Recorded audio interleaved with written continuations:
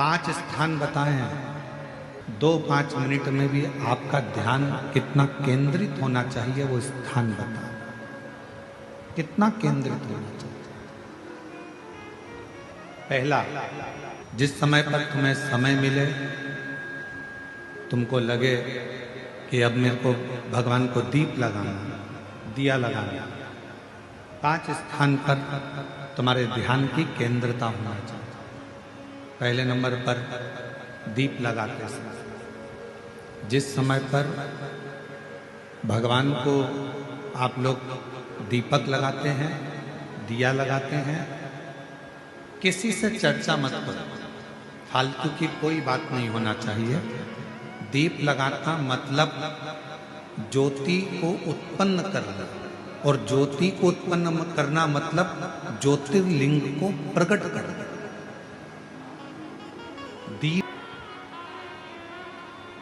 दीपक की जो ज्योति है वो ज्योतिर्लिंग का ही प्रतीक है, ज्योतिर्लिंग का प्रतीक। इसलिए दीपक लगाते समय व्यर्थ की किसी से बात ना करी जाए। दीपक लगाते समय किसी से व्यर्थ की बात ना करते हुए, जिस दीपक को आप प्रज्वलित कर रहे हो, जिस दीपक को आप लगा रहे हो, आपका ध्यान उस शिव की ज्योति में केंद्रित होना चाहिए।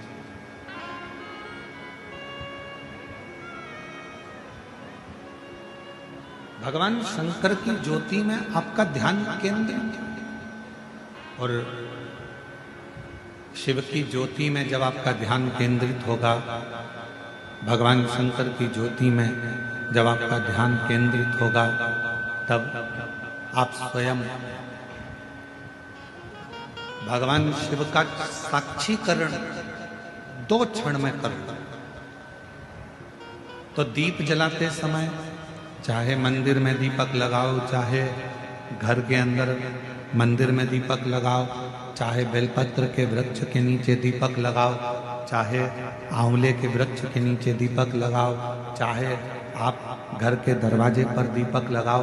दीपक लगाते समय तुम्हारा ध्यान केंद्रित दीप में जो ज्योति है, ज्योति में जो शिवलिंग है, ज्योतिर्लिंग है, उस ज्योति का दर्शन करते समय अपने ध्यान को केंद्रित। दूसरा,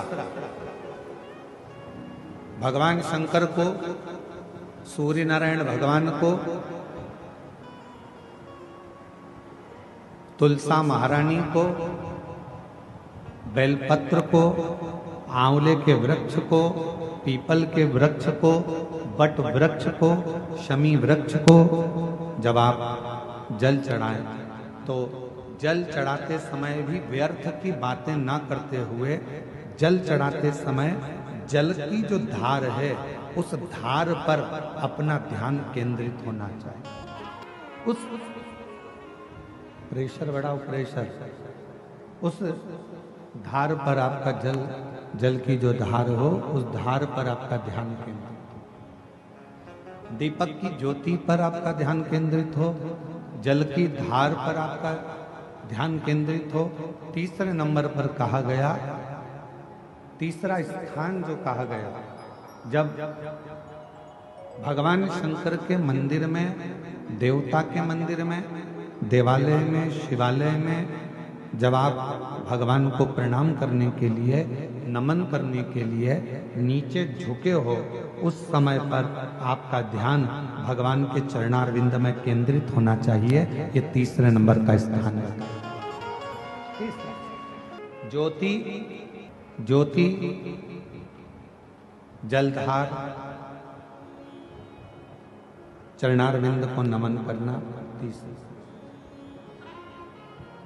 और चौथा स्थान बताया, नंदी के पास जब आप बैठो।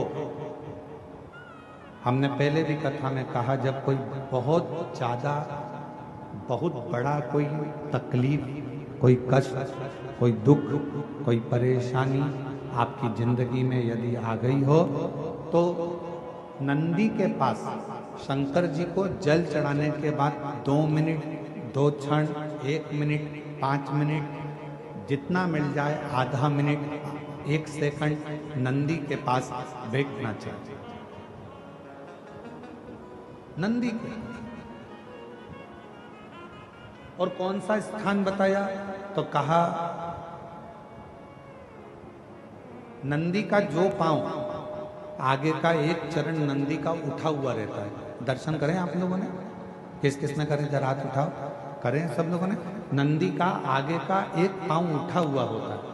तो नंदी, जब तुम कोई विषम परिस्थिति में हो, बहुत टेंशन में हो, बहुत तकलीफ में हो, बहुत कष्ट में हो, और बहुत ज़्यादा कोई डिप्रेशन में हो, कोई चिंता में हो, कोई बात अगर तकलीफ की है, तो नंदी का जो पांव उठा हुआ रहता है उस पांव के पास में थोड़ी देर, नंदी के साइड में थोड़ी देर, 1 सेकंड, आधा सेकंड, आधा मिनट, 1 मिनट, 2 मिनट, 5 मिनट, जितना आप बैठो और थोड़ी देर बैठकर बाबा की ओर ध्यान को केंद्रित करो और अपने मन की बात कह दो।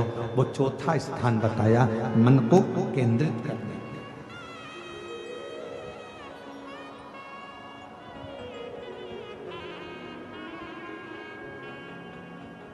पांचवा स्थान, जब सही मार्ग नहीं मिल रहा हो, कोई सही रास्ता नहीं प्राप्त हो रहा हो, सही मार्ग नहीं मिल रहा हो, तो पांचवा स्थान, यदि मेरे महादेव के शिवलिंग के ऊपर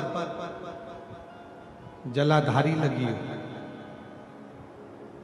तो मंदिर में गए, शिवालय में गए और भगवान शंकर के शिवलिंग के ऊपर यदि जलाधारी लगी हो, तो जब आप भगवान शंकर के मंदिर से बाहर निकल रहे हो, तो बाहर निकलते समय अगर आपको दरवाजे पर खड़े होकर जलाधारी का यदि दर्शन हो जाए, तो 2 क्षण के लिए उसका दर्शन भी केंद्रित कर सकते हो। ये 5 स्थान ऐसे हैं जिन स्थान पर अपने भगवान के चरणारविंद को, भगवान के दर्शन को केंद्रित किया है।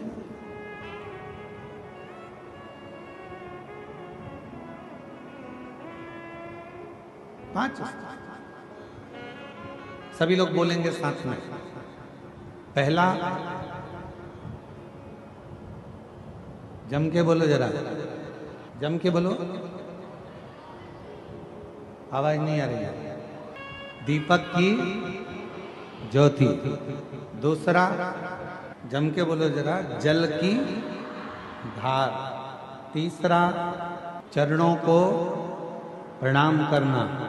चौथा, नंदी के पास में, चरण के पास में बैठकर अपने मन की दशा को कहना। और 5वां, भगवान के ऊपर जो जलाधारी लगी होती है, उस जलाधारी का दर्शन कर कर फिर अपने घर की 5